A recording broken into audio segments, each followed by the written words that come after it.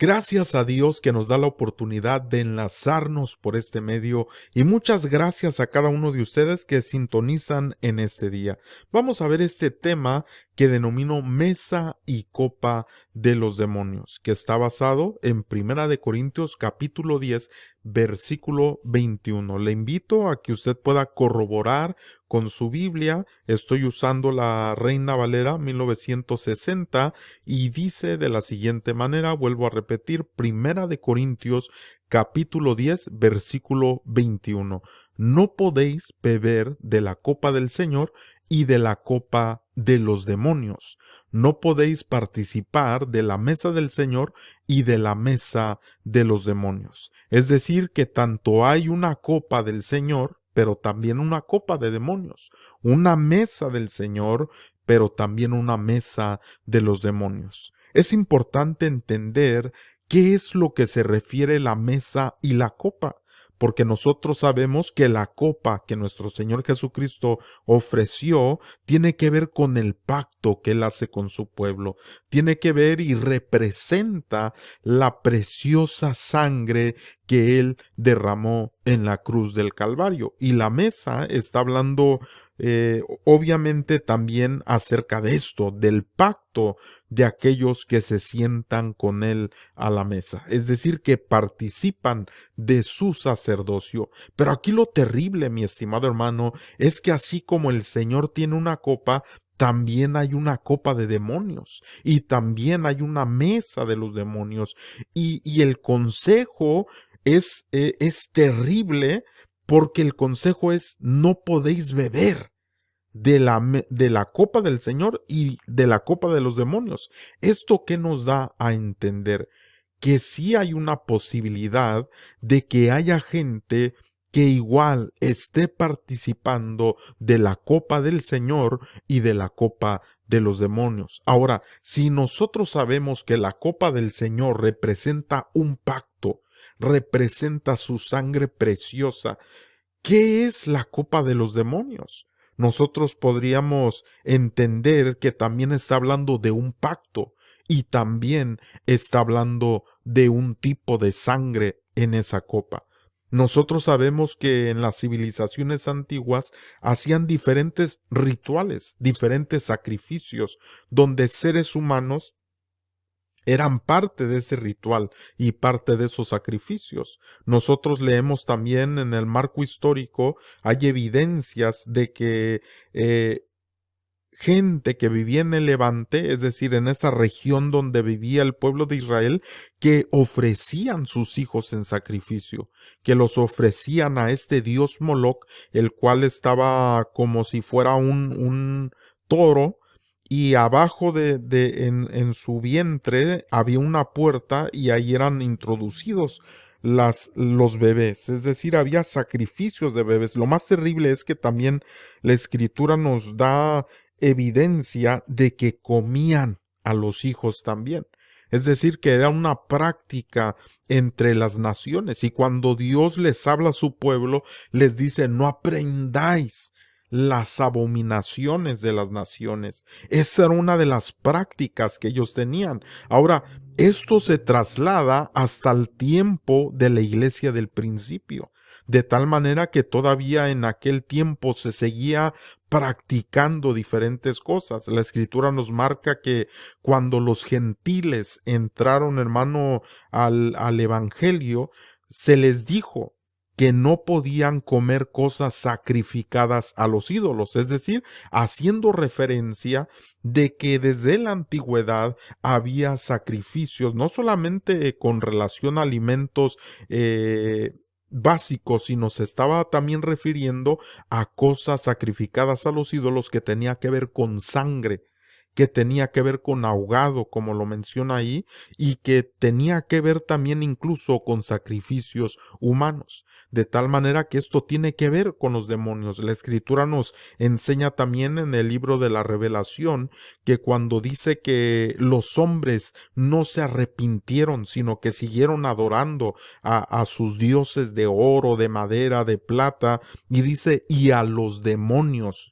Esto quiere decir que detrás de todo ídolo, como ya hemos visto en otras enseñanzas, estaba representado un ser caído, en este caso, un demonio. De tal manera que hay una copa de demonios y hay una mesa de demonios también.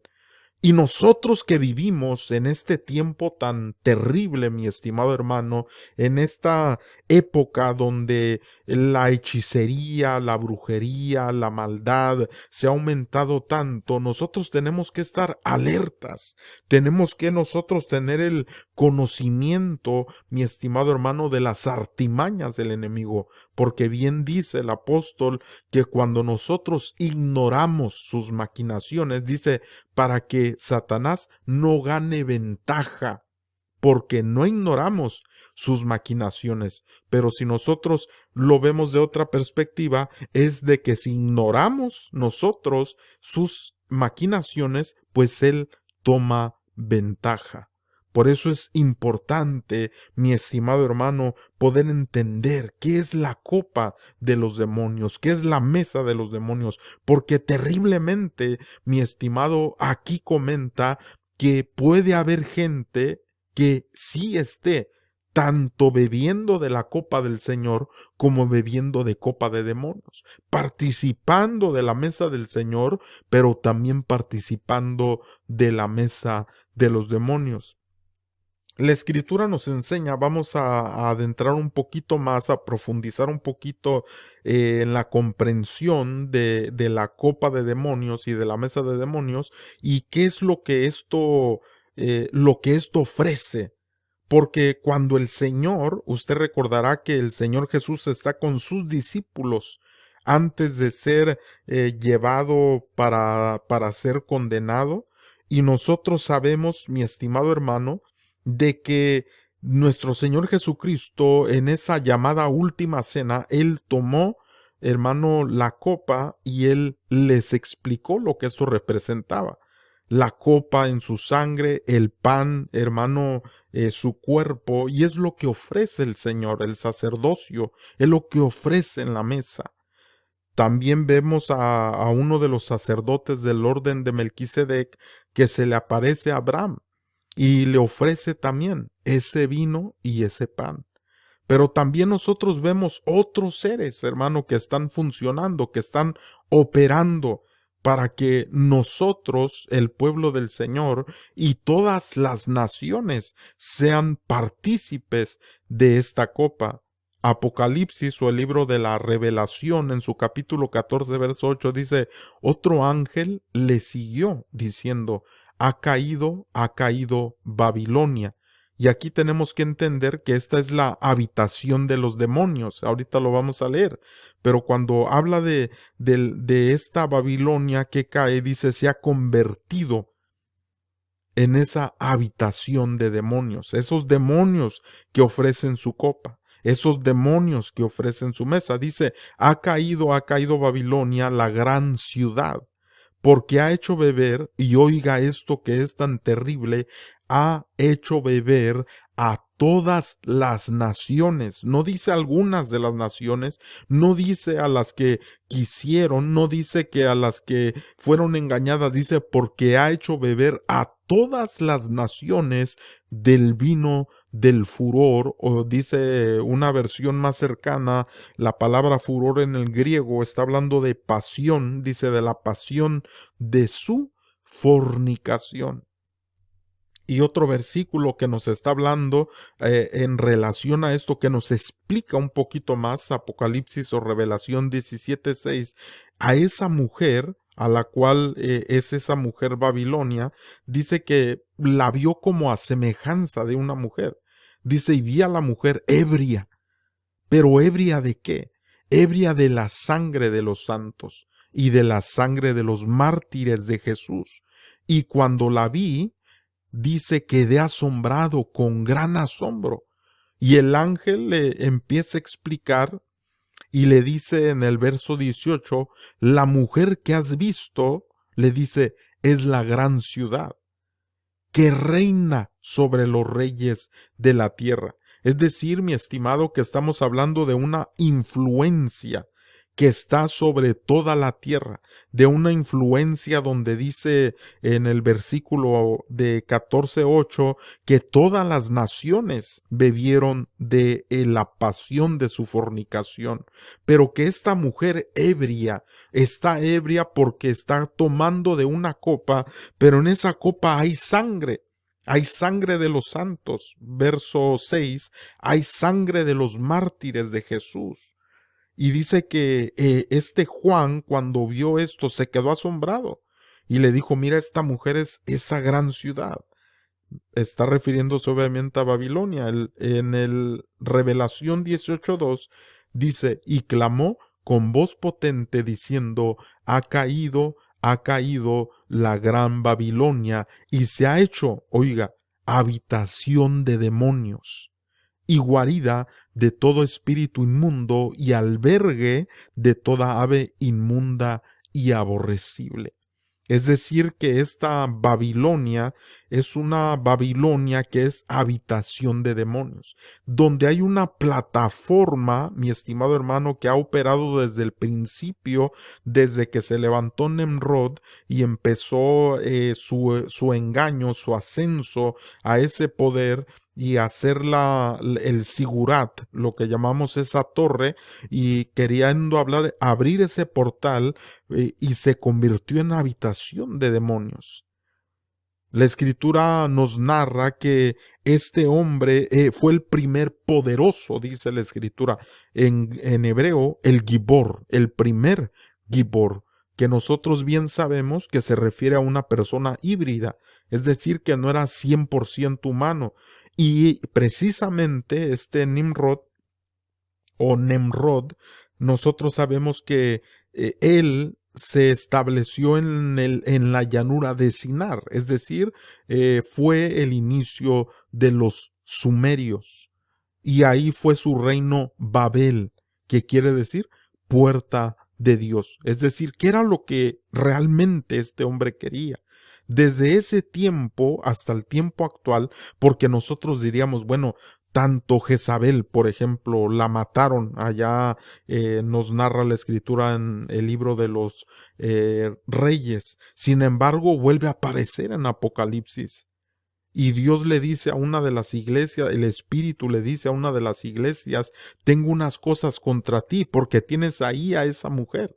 Y precisamente lo que ella induce es que dice, ella enseña y seduce a mis siervos a fornicar, que es lo que nos está hablando la escritura de esta Babilonia, porque los hizo beber del vino de su fornicación. Pero además le dice, y a comer cosas sacrificadas a los ídolos. ¿Y qué eran estas cosas sacrificadas a los ídolos? Pues lo que nos está comentando la misma escritura, es decir, que todo esto sacrificado a ídolos, que ya había comentado que es una de las cosas que les fue prohibido a los gentiles. No les dijeron, tienen que hacerse como los judíos, no, les dijeron, miren, solamente les vamos a dar estas cosas. Y precisamente lo que les dijeron que no tenían que hacer, es decir, la fornicación y comer cosas sacrificadas a los ídolos y la sangre, es lo que este ser, tanto los demonios como Babilonia, como esta hechicera, como esta pseudo profeta, es lo que induce para que practiquen aquellos que son engañados. Fíjese qué tremendo, porque se hizo una habitación de demonios, una guarida de todo espíritu inmundo y aborrecible. Ahora, dicen en Apocalipsis 18:3, porque todas las naciones, vuelve a repetir, no son algunas. Y le digo que no es el mismo versículo. Acá leímos el versículo 14:8, donde vuelve a decir, porque ha hecho beber a todas las naciones del vino del furor de su fornicación. Lo vuelve a repetir en el 18:2. Y clamó con voz potente diciendo, ha caído, perdón, el versículo 3, porque todas las naciones, oiga, todas las naciones han bebido del vino de la pasión o del furor de su fornicación. Y aquí, hermano amado, es la influencia que ha traído este ser, porque dice, y los reyes de la tierra han fornicado con ella. Ahora, ¿qué es una de las cosas principales que son características que nosotros podemos ver como evidencia? Dice, y los mercaderes de la tierra se han enriquecido con la potencia de sus deleites. Y sorpréndase que la palabra que aparece aquí cuando dice potencia, si usted revisa la palabra griega, es dunamis, la misma que aparece en Hechos cuando Jesús dice, y vendrá sobre ustedes el Espíritu, recibiréis poder, perdón, cuando haya venido sobre vosotros el Espíritu Santo. Cuando dice recibiréis poder, usa la palabra dunamis. Y aquí, en esta porción, usted lo puede revisar en su Biblia si tiene las herramientas para ver la palabra potencia en griego, y dice dunamis. ¿Esto qué me enseña, hermano? Me enseña de que el enemigo todo lo copia, de que todo lo distorsiona, que así como nuestro Dios se manifiesta a través de Espíritu Santo, del poder del Espíritu Santo, también hay un dunamis de los deleites del enemigo. Y esto es lo que ofrece el enemigo para enriquecer. Por eso dice, ellos se han enriquecido del poder de sus deleites. ¿En qué tipo de marco histórico vivimos, estimados hermanos? Donde las riquezas es lo mejor, donde las riquezas es lo que las personas piensan que es lo que necesitan, donde los deleites de todo tipo es lo que la gente busca. Sin embargo, y el Espíritu dice esto, ya lo sabemos, ¿verdad? El Espíritu dice que en los postreros tiempos, y nos enseña de que habrá estos hombres amadores de sí mismos. Y dice que que se amarán a ellos y amarán más los deleites que las cosas de Dios, o que lo que es digno de amar. Y esa es la época en la que nosotros nos encontramos, hermano, donde hay mucha gente que puede estar participando de la copa de los demonios, de la mesa de los demonios, y también queriendo participar de la mesa del Señor. Esto es algo terrible, mi estimado hermano, porque cuando Dios habla acerca de estas cosas desde tiempos antiguos, nosotros vemos que hubo una batalla de simientes. Sabemos que la forma de las simientes tiene que ver también con el ADN, es decir, con la sangre.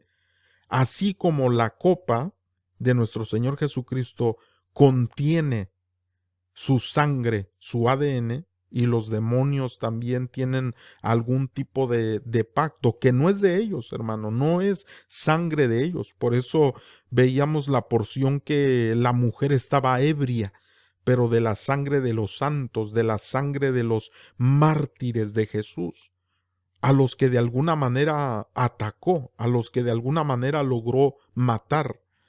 Pero quiero decirle algo interesante, que cuando el enemigo usa esto, quiere, hermano, degradar la representación, como haciendo una burla de lo que Dios nos ofrece a nosotros por su Hijo amado Jesús.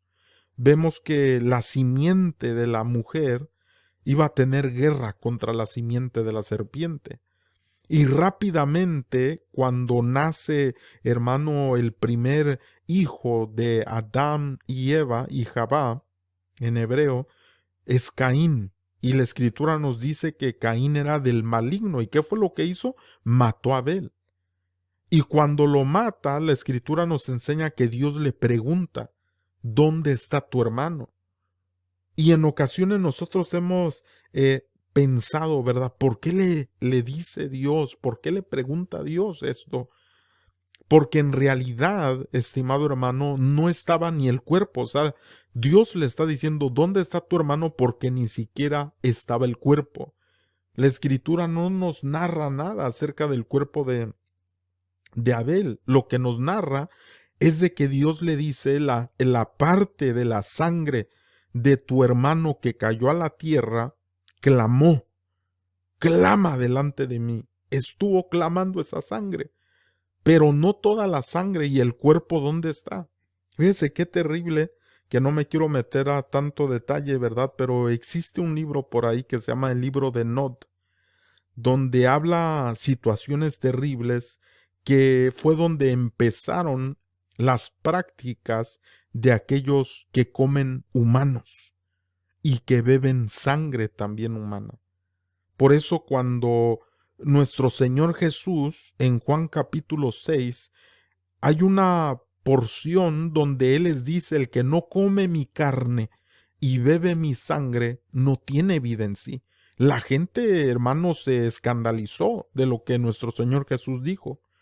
De tal manera que ahí en Juan capítulo 6, cuando Él les dice eso, viene el versículo 66, es decir, Juan 6, 6, 6, capítulo 6, versículo 66. Y ahí nos narra la escritura que muchos de sus discípulos le dejaron de seguir, porque dijeron: oye, esto está duro lo que el Señor dice, porque nuestro Señor no estaba hablando en forma literal. Estaba hablando de la copa que Él ofrece. Estaba hablando de su cuerpo que Él ofrece para que tengamos vida. Porque eso es lo que es lo que Él dice. El que no bebe mi sangre y come mi carne no tiene vida en sí. Y en ese contexto el Señor está hablando, y muchos de sus discípulos conocían las cosas que se practicaban desde las naciones antiguas. Y posiblemente han de haber pensado: oye, ¿por qué el Señor habla de esto? ¿Por qué está hablando de esta situación? Nosotros en la escritura no vemos que el cuerpo de Abel se ha encontrado. Parte de su sangre cayó. Y de hecho ese libro de Nod menciona que fue el primer caníbal, Caín. Y lo terrible de esto es que empezó una descendencia, hermano, tan terrible en la tierra, la cual tuvo una contienda directa con Dios. Y usted recordará que en las escrituras menciona un grupo que se le llamó Amalek. Amalek quiere decir el pueblo que lame. La pregunta es: ¿qué lame qué? ¿Qué lame Amalek? Esto quiere decir en hebreo el pueblo que lame.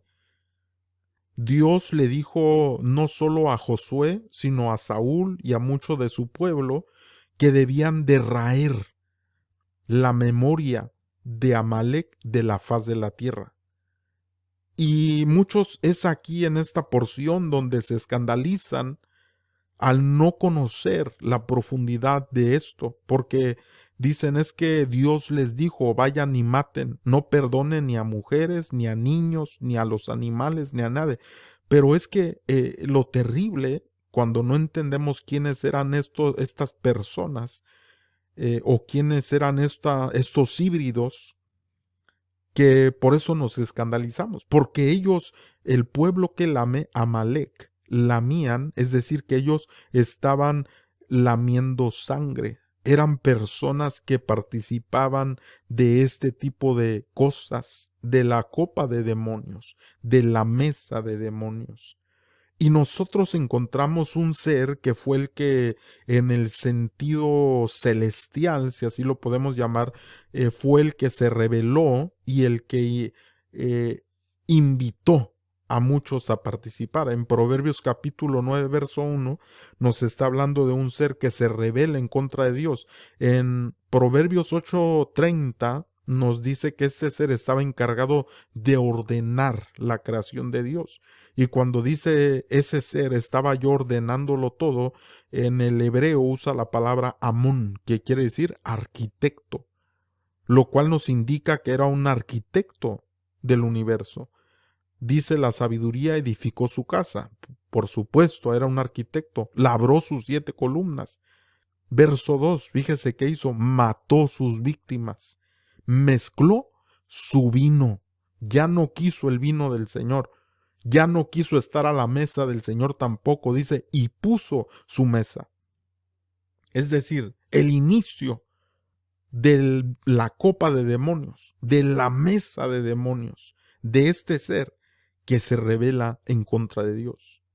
Y lo terrible es, estimado hermano, no quiero profundizar mucho porque ya hemos estudiado esto, pero vemos que hace la invitación para aquellos que ignoran la verdad de lo que es este ser.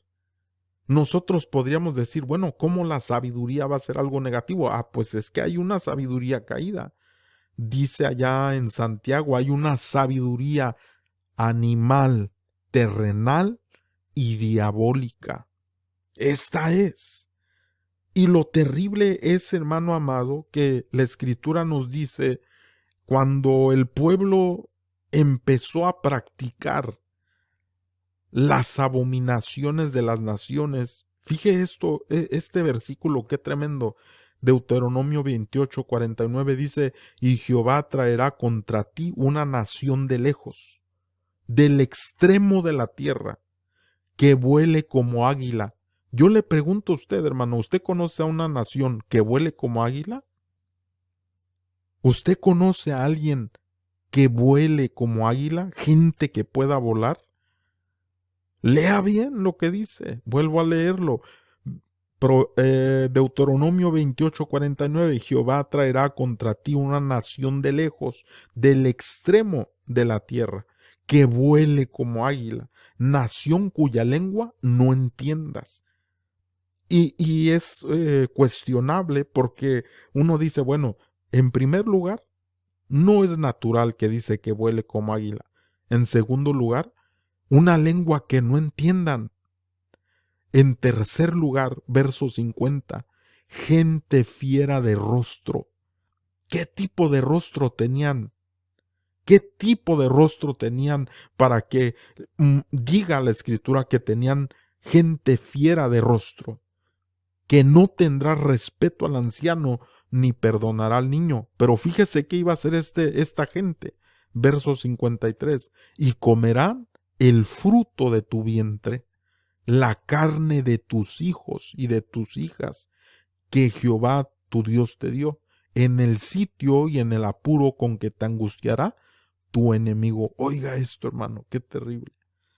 Y hay otros versículos que mencionan esto, pero cuando nosotros en la perspectiva antigua la traemos a la actualidad, nosotros vemos la sombra de que viene, hermano, a traer un deleite en el ser humano, un deleite con el cual es engañado, un deleite con el cual es seducido, un deleite con el cual, hermano, la Escritura dice que todas las naciones han bebido de la pasión de su fornicación.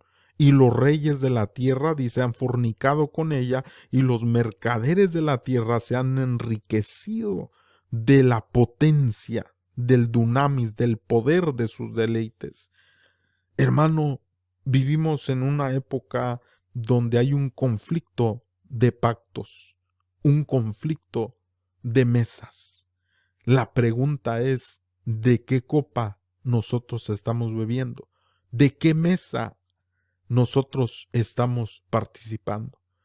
Porque la Escritura nos enseña, la Escritura nos hace ver cosas, hermano, que con las que nosotros peleamos todos los días, situaciones con las que nosotros nos confrontamos todos los días. Y en ocasiones nosotros no nos damos cuenta de que puede ser que estemos cediendo a las cosas, hermano, de Babilonia, a las cosas, hermano, que afectan nuestra alma, nuestro espíritu. Porque recuérdese que cuando Dios le habla de Jezabel, le dice, ella enseña. Es decir, que en un ámbito de enseñanza se está introduciendo y estaba dentro de la iglesia, porque le dice a esta iglesia, ahí la tienes a ella, enseñando, profetizando. Le das la oportunidad de participar porque crees que que tiene un llamado de parte de mí. Y lo terrible es, hermano, el engaño tan tremendo que existe en el tiempo que vivimos. ¿Cómo nosotros, hermano, podemos pelear contra esa copa de demonios? ¿Cómo nosotros podemos pelear contra esa mesa de los demonios? Que el Señor los reprenda. Porque la Escritura dice que los demonios también creen y tiemblan. Y sabe, mi estimado hermano, tú que eres el pueblo del Señor, has recibido la autoridad, has recibido el poder de echar fuera demonios. Y no se refiere únicamente a cuando una persona está en una posesión o bajo una influencia demoníaca, sino que se refiere a echar demonios, echar fuera demonios en cualquier ámbito de nuestra vida, en cualquier área de nuestra vida y de las cosas que nos rodean. Dios nos ha dado el poder de echar fuera demonios. Y sabe qué tremendo, hermano. Dice la Escritura en Primera de Corintios 11:26, cuando está hablando de la copa del Señor, de la mesa del Señor, que es tan poderosa, la copa de la sangre preciosa. ¿Sabe qué es lo que ha derrotado a todo demonio, a todo principado, a toda potestad, a todo gobernador de tinieblas, hermano amado? Es la preciosa sangre del Cordero de Dios. Es la sangre preciosa que se derramó en la cruz del Calvario para perdonar nuestros pecados. Esa sangre preciosa que nos ha redimido. Esa sangre preciosa, la Escritura dice ahí en Apocalipsis, hermano, cuando habla de la Babilonia que ha caído, después dice, aleluya, gloria a nuestro Dios, porque Él ha vencido, estimado hermano, Él ha vencido. Y dice que muchos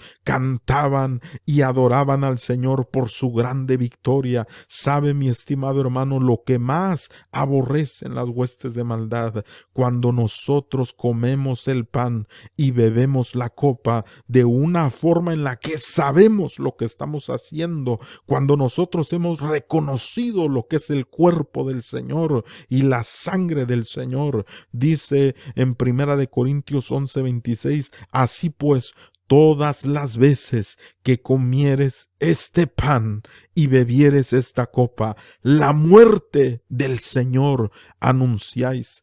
¿Qué es lo que tú, hermano, anuncias por medio de la muerte del Señor? Anuncias su victoria.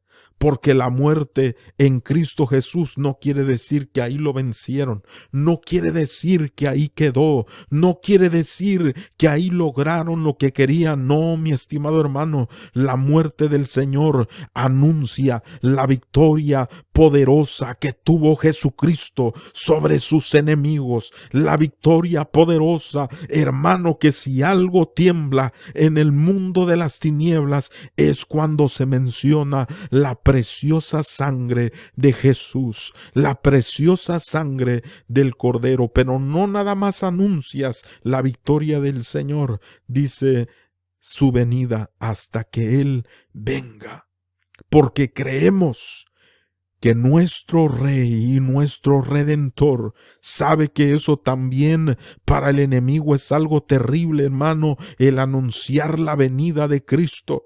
En este tiempo que vivimos, muchos ya no creen en la venida del Señor, pero yo te quiero decir que anunciar la venida, hermano, los demonios tiemblan, Satanás, el diablo tiembla, la serpiente antigua tiembla. ¿Sabes por qué? Porque cuando venga el Señor, dice la Escritura, los destruirá con el poder de su boca, con la espada de su boca. Mi estimado, aquel que viene con los ojos como llama de fuego y que sale una espada aguda de su boca, con el cual, hermano, destruirá a sus enemigos. ¿Qué te quiero decir, estimado hermano? Hay que tener cuidado con lo que participamos. Hay que tener cuidado en qué mesa nosotros estamos comiendo, porque el Señor espera que nosotros estemos bebiendo de su copa y comiendo en su mesa, anunciando su victoria, anunciando su retorno, donde dice la Escritura que saldrá el Señor y posará sus pies sobre el monte de los olivos. Ese Rey de gloria, en aquel día, mi estimado hermano, donde toda rodilla se doblará y toda lengua confesará que Jesucristo es el Señor, para la gloria de Dios Padre. Hermano amado, tú has sido llamado para ser un victorioso en el Señor. Has sido llamado para vencer. Has sido llamado para poder, hermano amado, anunciar la muerte y el retorno del Señor. Un fuerte abrazo, que Dios te bendiga y hasta la próxima. Shalom.